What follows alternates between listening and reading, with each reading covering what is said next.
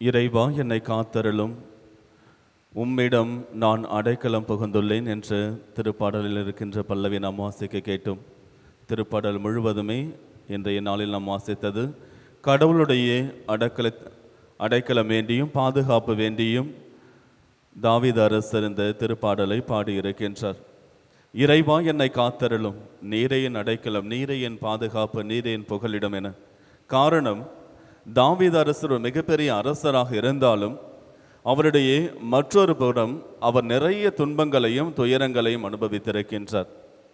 தன்னுடைய எதிரி நாடுகளிடத்திலிருந்து தன்னை காப்பாற்ற வேண்டி அவர் மன்றாடி இருக்கின்றார். எந்த அளவிற்கு துயரத்தை அனுபவித்தார் என்றால், இறுதி நாளிலே கடைசி கட்டத்திலே தன்னுடைய சொந்த மகன் அப்சலோம் அவரை கொல்ல தேடிக்கொண்டிருக்கின்றான். தன்னுடைய சொந்த மகனிடத்திலிருந்து தப்பித்து தன்னுடைய உயிரை காத்து கொள்ள வேண்டும் என்பதற்காக என்று அவர் தப்பித்து ஓடுகின்றார். அப்படிப்பட்ட அந்த நெருக்கடியான வேலைகளில்தான் நிறைய முறை கடவுளை என்னை காப்பாற்றும் என்று அவர் பாடல்களை பாடியிருக்கின்றார்.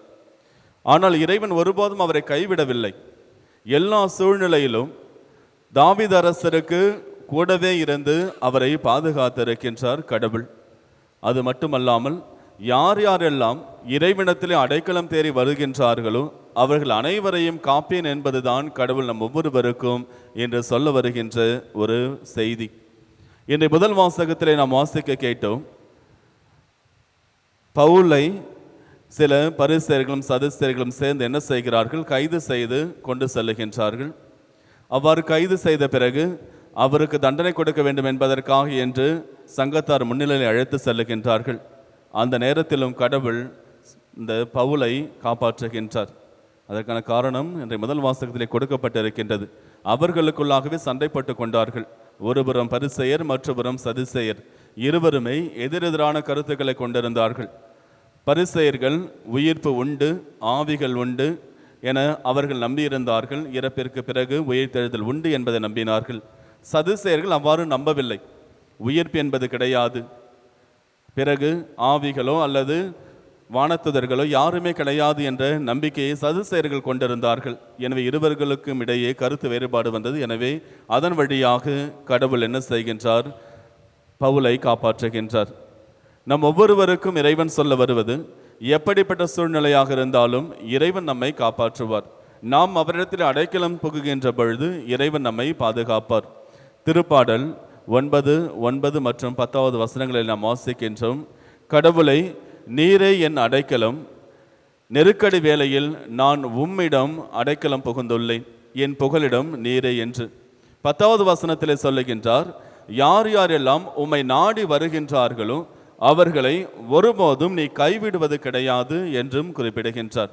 நாம் இறைவனிடத்தில் நம்முடைய நெருக்கடி வேளையில் நாம் செல்லுகின்ற பொழுது இறைவன் நம்மை கைவிடுவது கிடையாது. 2 அரசர்கள் 4வது அதிகாரத்திலே ஒரு நிகழ்வானது நமக்கு கொடுக்கப்பட்டிருக்கின்றது. ஒரு பெண்மணியானவள் எலிசா இறைவாக்கினரிடத்திலே வருகின்றார். வந்து அவரிடத்திலே அழுது கொண்டே சொல்லுகின்றார், உம்முடைய அடியவன் இறைவாக்கினருள் ஒருவனுடைய மனைவி நான், அவன் இறந்து போய்விட்டான். அவர் இறந்து விட்டார். அது மட்டுமல்லாமல் எங்களுக்கு நிறைய கடன் இருக்கின்றது. அவர் வாழ்ந்த பொழுது கடன் வாங்கியிருந்தார். இப்பொழுது அந்த கடன்காரர்கள் எல்லோரும் என் வீட்டிற்கு வந்து விட்டார்கள். கடனை திருப்பி செலுத்துமாறு கேட்கிறார்கள். என்னிடத்தில் கொடுப்பதற்கு ஒன்றுமில்லை. அவர்கள் சொல்லுகின்றார்கள், கடனை திருப்பி கொடுக்காவிட்டால் உன்னுடைய 2 பிள்ளைகளையும் நாங்கள் தூக்கி சென்று விற்று விடுவோம், உன்னையும் விற்று விடுவோம் என அச்சுறுத்துகிறார்கள். என்ன செய்வதென்று தெரியவில்லை என்று எலிசா இறைவாக்கினரிடத்திலே அழுகின்றார், புலம்புகின்றார். உடனே எலிசா இறைவாக்கினர் அவரை பார்த்து கேட்கின்றார், உனக்கு நான் இப்பொழுது என்ன செய்ய வேண்டும் என்று கேட்டுவிட்டு பிறகு அந்த பெண்ணிடத்தில் கேட்கின்றார், உன்னுடைய வீட்டிலே என்ன இருக்கின்றது என்ன? உடனே அதற்கு அந்த பெண்மணியானவள் சொல்லுகின்றார், எங்கள் வீட்டில் கொஞ்சோண்டு எண்ணெய் மட்டும்தான் இருக்குது அப்படின்றார்.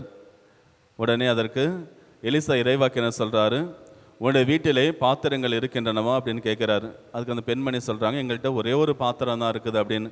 உடனே எலிசா இறைவாக்கினர் சொல்கிறாரு, நீ வீட்டுக்கு போயிட்டு உன்னுடைய அக்கம் பக்கம் யார் யாருடைய வீட்டில் எல்லாம் பாத்திரங்கள் இருக்கின்றதோ அது எல்லாத்தையும் நீ வாங்கிக்க. எல்லா இடத்துல இருக்கிற பாத்திரங்கள், வெற்று பாத்திரங்கள் எல்லாத்தையும் வாங்கிட்டு வா வீட்டுக்குன்னு சொல்கிறாரு. அந்த பாத்திரங்களை அனைத்தையும் கொண்டு வந்த பிறகு அதிலே உன் வீட்டில் இருக்கின்ற அந்த கொஞ்சம் எண்ணெயை எடுத்து நீ அந்த பாத்திரங்களில் ஊற்று என்று சொல்லி அனுப்பிவிடுகின்றார்.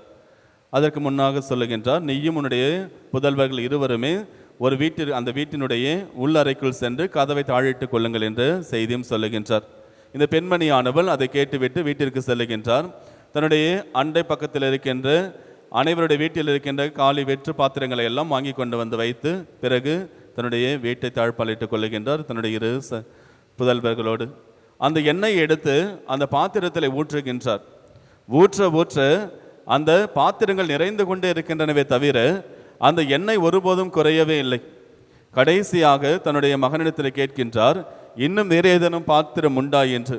அதற்கு அந்த பெண்ணினுடைய மகன் சொல்லுகின்றான், இல்லை அம்மா, எல்லா பாத்திரமும் எண்ணெயால் நிரம்பி விட்டது என்று.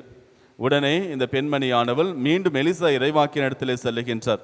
அதற்கு எலிசா இறைவாக்கினர் நடந்ததை கேட்டுவிட்டு சொல்லுகின்றார், நீ சென்று அந்த பாத்திரத்தில் இருக்கின்ற எல்லா எண்ணெயையும் எடுத்து விற்றுவிட்டு உனக்கும் உன்னுடைய பிள்ளைகளுக்கும் வைத்து கொண்டு நீ அதை வைத்து வாழ்ந்து கொள் என்று சொல்லி அனுப்பிவிடுகின்றார். இயேசுவில் பிரியமான சகோதர சகோதரிகளை, இறைவன் நம்முடைய வாழ்விலை எப்படி வேண்டுமானாலும் காப்பாற்றுவார். எந்த சூழ்நிலையாக இருந்தாலும் நாம் அவரிடத்தில் செல்ல வேண்டும். அவரிடத்தில் சென்றால் மட்டும்தான் நமக்கு விடுதலை உண்டு என்பதை நாம் தெரிந்து கொள்ள வேண்டும். ஒருவேளை இந்த இறந்து போன அந்த இறைவாக்கினர் குழுவை சார்ந்த அவனுடைய மனைவி எலிசா இறைவாக்கினத்திலே செல்லாமல் இருந்திருந்தால், கடவுளிடத்திலே அடைக்கலம் புகாமல் இருந்திருந்தால், கடவுளிடத்திலே தஞ்சம் புகாமல் இருந்திருந்தால் நிச்சயமாக இப்படிப்பட்ட ஒரு புதுமையானது நிகழ்ந்திருக்க வாய்ப்பே கிடையாது. ஆனால் தன்னுடைய நெருக்கடி வேளையிலே அவர் என்ன செய்கின்றார்? இறைவனிடத்திலே செல்லுகின்றார், கடவுளிடத்திலே செல்லுகின்றார், முழுவதுமாக தன்னையே சரணாகதியாக ஒப்புக் கொடுக்கின்றார். நீரே என் அடைக்கலம், நீரே என் புகலிடம், நீரே என்னை காக்க வேண்டும், என்னை படைத்தவர் நீர்தான், நீர்தான் என்னை காக்க வேண்டும் என்ற உரிமையோடு அவரிடத்தில் கேட்கின்றார். கடவுளும் காக்கின்றார். இன்று நாமும் நம்முடைய வாழ்விலை எப்படிப்பட்ட சூழ்நிலையாக இருந்தாலும் சரிதான், நாம் நம்மையே முழுவதுமாக இறைவனத்தில் ஒப்புக் கொடுப்போம். நாம் முழுவதுமாக இறைவனத்தில் தஞ்சம் புகுகின்ற பொழுது இறைவன் நம்மை பாதுகாப்பார். ஆமீன்.